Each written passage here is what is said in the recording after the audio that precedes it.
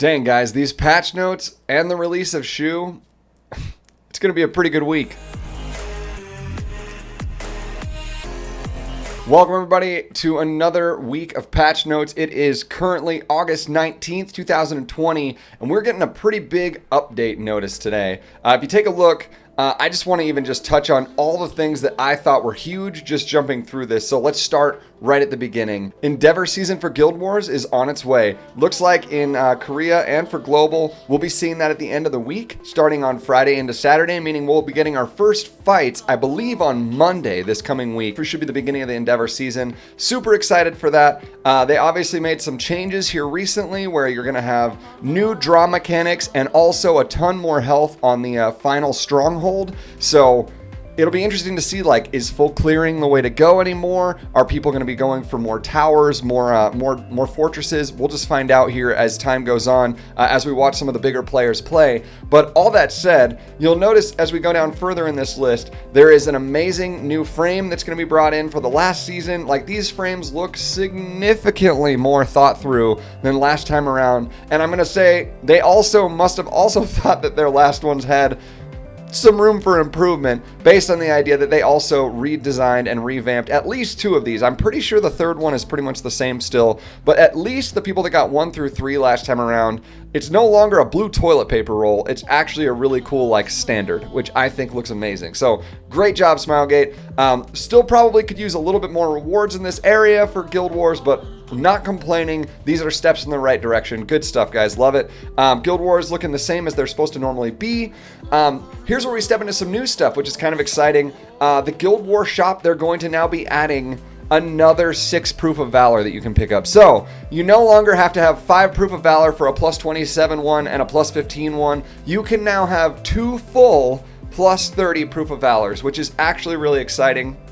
The damage mitigation from that, as well as just the general usefulness on whether it's tanks or honestly anybody, because it's usable on anybody, is super amazing. And so now that we'll be able to use 2, so much better than the victory flag that we got. So I'm excited to have another one of those to fully grab.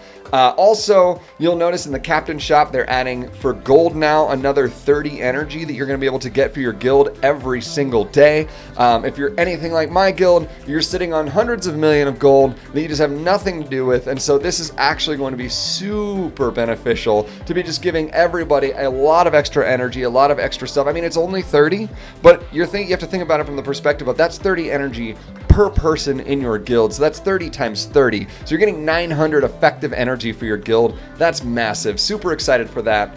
On to the duplicate class ban, which is going to be the new mode that they're doing for mock battles. To be honest, I think this will just be fun just for the sake of having some new thing for us to do in mock battles for streams, so that anybody that's part of communities or anything like that, this is a great way for us to be able to put on different kinds of tournaments. The way this one's going to work is like only one of every class is going to be pickable. So it's going to make you change up the way that you build your team comps. It's going to change, honestly, the meta completely will be so different in the no duplicate classes area, or at least that's the hope, right? And so at the very least, the beginning of this will be super fun. It reminds me kind of like League of Legends, where in leagues you're able to sort of have a whole bunch of different random games that they'll have come out like quarterly that are just kind of fun. I hope that they do just kind of exchange these out or add more of these as time goes on, because this is an amazing start for that for all of the communities that are going to get to now try it. So pretty excited for that. Going down the list, we still have Litica and the Sword of Judgment drop rate up, as well as Tywin,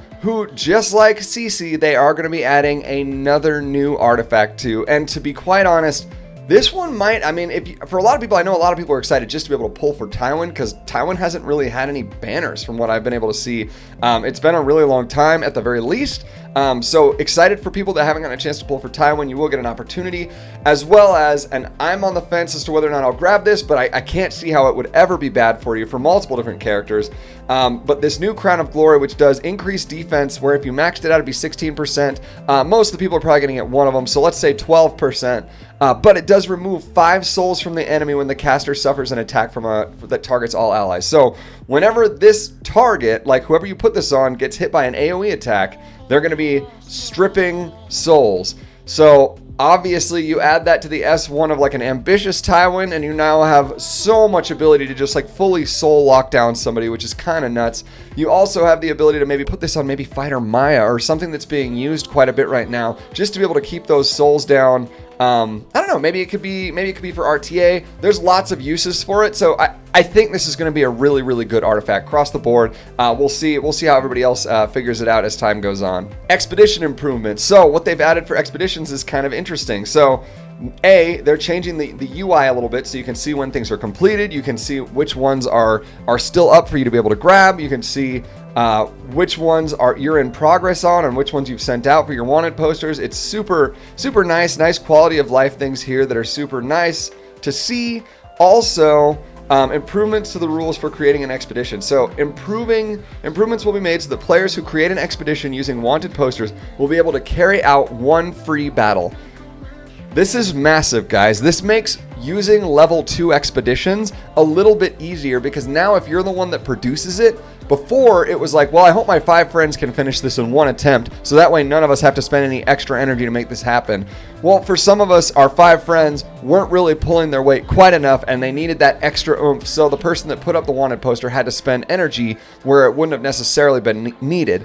Now, it's going to cost them no energy to get their one fight in. And so you're getting automatically a little bit, not even a little bit, hopefully at minimum a sixth more of the damage done to the boss from that extra player, but at the cost of no energy. So it makes farming and getting all of your wanted posters seem that much more necessary, that much more worth it. And you're not having to pay any of that extra to try and make sure that these expeditions are getting completed. So all in all, really cool. Love the UI changes. Love the way that they're adding that too. You'll see that there's the lasting buff effect icon. They're just going to kind of change the way that looks. Cool. It looks good. I mean, that's fine with me. I mean, this is such a new icon effect last anyways, that to change it to this gold one is whatever. Like, cool. Quality of life. If people like it, that's great. Next on the list, they'll be adding a Japanese media pack for a couple of different characters. You're going to see Mui, Pavel, Holiday, Yufine, Ambitious Tywin, and Tempest Surin. So for everybody that's been excited about having those like Japanese voiceovers, those are on their way as well. I'm going to go ahead and kind of skip over the artifact pack, because I'm going to be honest, not a ton of value there, but I don't want to skip the thing that comes right after it. Transmit Stone Molagora Purchase Limit Adjustment. So you're going to notice that you can now buy 2 Molagoras every single week, which is, I don't know, you'd think 1 to 2, oh, that's double. So we're literally doubling the molas that we're getting out of our silver transmits every week. This is going to bring more value into disenchanting or transmitting some of your 3 stars, more value into doing that for your Terra Phantasmas, more value in doing that for your Guider Ithers, which you're already probably doing anyways. There will be more value in these transmit stones, meaning you're not just going to be using them totally at random to get more penguins or any of that stuff anymore. You're going to be much more picky. All that said, you're going to have more molas to be able to use ultimately. Effectively, this is a huge step in the right direction. And if you are managing your resources appropriately, I don't think adding an extra 15 transmit stones per week is really going to make that big of a difference for most players at endgame anyhow. So all in all, this is a definite huge step, if not like the mola change that we were extremely needing and really wanting, and I love it. I think it was a great add. Nice job, Smilegate. Good stuff. So for hero backgrounds, it's really nice that they're adding these new opportunities with all the backgrounds they've been giving us lately. Like, it's been nice to put them behind pets, even cooler to be able to use them in RTA mock battles, but this has been really cool being able to now use them behind our heroes, so we can actually like choose what that looks like behind the heroes when we're looking at them. As you can see in this picture with Destina, that's like an ideal look for the Destina one, where you're like, it feels like she's in the right location, everything looks good. I love it. I think this is another great idea that was just adding functionality to something you already had in the game. Great quality of life, super good. I also love that down here in the lobby, they fixed the ability for you to take one of your teams and it says you can pin it to the lobby. So rather than every time you do a different piece of content with a different team, it's always changing them out, you can pick your favorite characters that you want to be in the lobby all the time. That's pretty cool. Like, that's a cool little like quality of life thing for anybody that really just didn't love that when they would go after doing a long day of farming that they would then log back in and see dogs everywhere. I can appreciate this. I think this really allows you to show off the characters that you put a lot of effort into. and time, and that's a win. That's a win. Also, being able to set your auto battle settings before you jump in, I think is super nice. There's certain pieces of content that are just so frustrating when you just go directly into auto because that was the last thing you autoed on. So again, quality of life fix there. Amazing. Love that they're adding this. And then continuing on to the Hall of Trial improvements, being able to see your rank and seeing like your points and kind of like how you scored. It just looks better. It's not necessarily changing anything for it, but it does look nicer. And then also once you get into the auto tower, now making it so that all of your treasure chests are no longer the red ones with the borders where you're like, which one is which? I don't actually know which one is the most valuable. They're making it very clear now. Here's the common ones, the rare ones, the epic ones, and the legendary ones. I love it. It's an interesting quality of life change. Was it necessary? Not at all. It was only so that you could see it better when you're in the interface. And again, that's so good. That's just so good. So all in all, as far as these patch notes go, everything looks to be really good with this particular patch. And honestly, I don't know about you guys, but I'm so excited now seeing this. This is such good news and such big improvements to playing. And if we're not going to get a ton of extra content, then the kind of stuff that I like to see is just like, hey, we've got content out already. How can we make that better? And that like improvement thing, sure, it sort of fits like level up together things that we're excited about, but also I just love that Smilegate cares about that. That like gives me hope. I love seeing that. So without further ado, let's talk about Choux. So also this morning, not in the patch notes, was the new character, an ice warrior named Choux. There's a lot of really cool, interesting things about her, and I bet you're probably asking yourself right now, do I pull for Choux or not? Well, let's take a look at her stats and see kind of what it looks like. When we look at Choux's base stats, it kind of looks like she's basically Alencia. On a lot of different levels, her attack is not terribly high. The health, though, and the defense are extremely high for the character. The speed is pretty average, not super fast, sort of in that bruisery range a lot of times. And then also everything else pretty much looks the same as it normally would. Interesting things that you'll note with this is the imprint release that she gives to the rest of the team is effect resistance, which may or may not be super helpful depending on if you're running kind of a bigger kind of team that needs that extra effect resist to be able to stunt a ton of incoming debuffs. However, where I think you're probably going to see a lot of people using Choux, and honestly once they have several different imprints of her, is probably going to be more in the imprint concentration. Because when you look at the building of this, and or if you were building an Alencia, a lot of times it's really difficult to come up with a lot of extra crit hit chance when building your character, and we'll see why that matters as we go through the rest of the abilities. Choux's S3 is pretty interesting. It's actually an AoE attack that freezes all enemies before attacking with Cream. Cream, who is the giant sort of mouse-like companion that sort of travels along with her, and it increases the critical hit resistance of all allies for 2 turns and grants the caster immunity for 2 turns. Couple things with that. Number one, the only other person that we have in the game that effectively does that right now is Diane, as far as increasing critical hit resistance for all allies. So that's pretty nice just to have the crit resist, as well as caster gaining immunity for 2 turns is sort of interesting too, because a lot of characters like this, you would end up putting immunity on first, which is why when it was when they were talking about the imprint release sort of being effect resist, my thought was, I think if it was me, I would probably go with the crit hit chance so that I can actually put immunity on this character, give immunity for my first turn, use my S3, gain another 2 turns of immunity afterwards, effectively, as long as I don't get stripped, effectively keeping up immunity for 3 turns. Also, you'll notice this is back up on 4 turns because it's got a 5-turn cooldown, but you can reduce it by 1 at +3 with your molas. So that means effectively you're only going to have in your first 4 turns 1 turn that you wouldn't have immunity on, which is really amazing. I mean, having that much ability is great, but it also cuts down on your necessity for things like effect resist and allows you to pump a lot more into health and a lot more into those defensive stats and maybe speed that you might want to have here. Interestingly enough, damage dealt is increased proportional to caster's max health. That's similar to Alencia. So again, we would be able to actually do that better because we're not having to focus on that critical strike piece. So let's keep looking. We'll look at skill 2 here now. Foosh is going to be your skill 2, which is kind of nuts because this is where your damage comes in. So once again, if you look at the bottom, it says damage dealt increases proportional to caster's max health. So again, ways that you're able to increase this initial damage is going to be, how can I get all the rest of my stats from elsewhere so that I can still have all that health. If you look at the skill, it says attacks the enemy by wildly swinging a spear, penetrates the enemy's defense by 30% when the caster's stacked focus is 5, consumes all focus,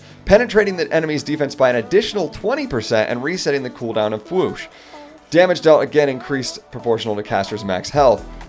That's insane. You'll actually be able to as you're gaining focus throughout this entire like fight, which may or may not, I don't know if this was said anywhere. This is the thing that I'm a little confused on. Is it based on when she gets hit? Is it whenever she attacks that she gets another stack of focus? My assumption is if it's anything like SSB, it'll be anytime that anybody gets hit, you'll just be stacking it up, or maybe it's just her that gets hit, you'll be stacking up these stacks of focus. Either way, it only has a 10 soul burn effect, which is super nice to increase that damage by a very large amount, as well as being able to just penetrate the enemy defense, meaning you can do a ton of damage without ever actually having to get that defense break on the character.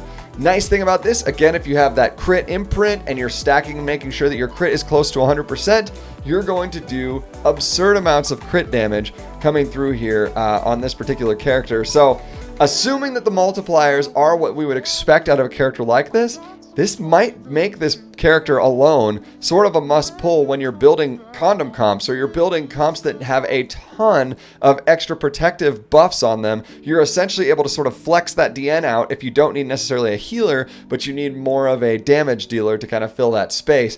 I could see the utilization of this S2 being really, really nice, especially being able to reset it. I mean, that's pretty awesome.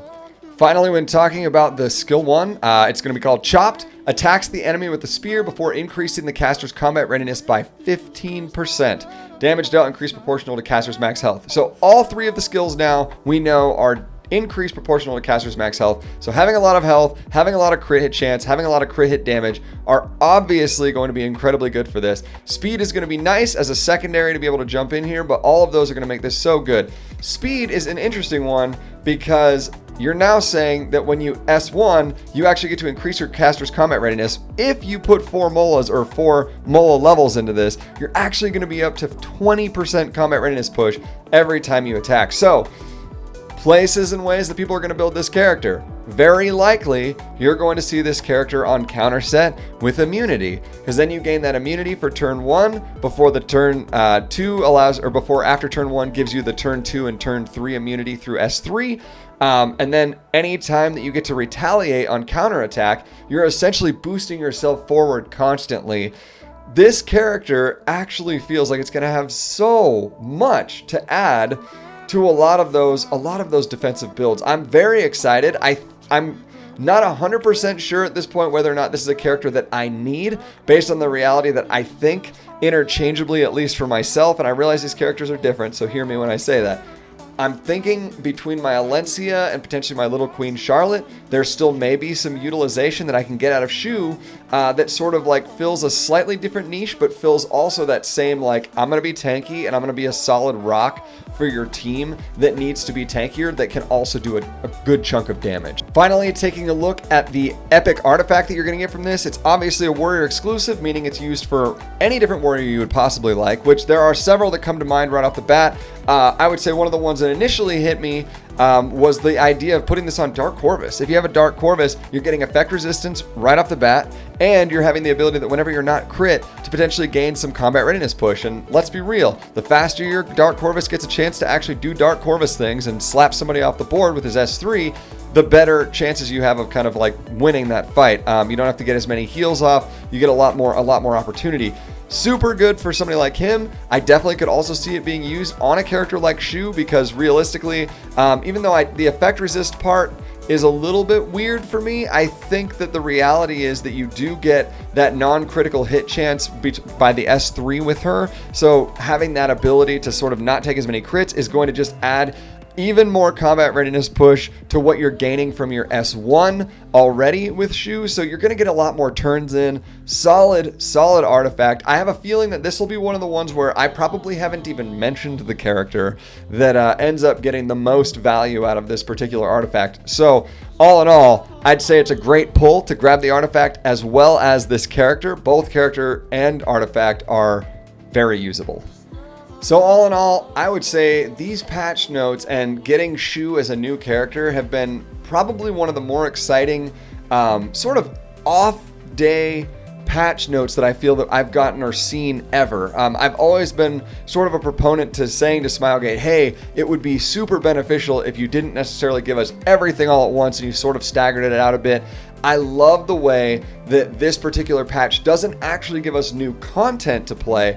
Well, to a degree it does, but for the most part, it's not as much content as it is quality of life, and making that quality of life feel so good and valuable, and enough that another week going by without having an extra thing to do on top of actually feels sort of like a relief, but also a gain. So really happy with everything. Smilegate, you're doing a really amazing job. I will say once again, with Choux, she looks like she is potentially going to fit directly into the tank bruiser meta that a lot of people play right now in RTA. So as far as should you pull or not, because I sort of touched on it, if you are pulling, recognize that you should be putting pretty endgame gear on this character because it's going to need some pretty darn good gear, as well as it is going to need some of the rest of the pieces in that tanky condom type meta to be able to really utilize as well as I think people will want to. So keep that in mind. If it's something that you can utilize, awesome. It's not a limited unit, so don't worry about it. If you can't pick this up now, there is still a possibility for the future. Hope you guys enjoyed this video. Thank you guys so much. Make sure to comment, like, subscribe rather to all of these videos. Love having you guys to be a part of this entire community. You guys are the best. We will see you in the next one. Peace out, guys.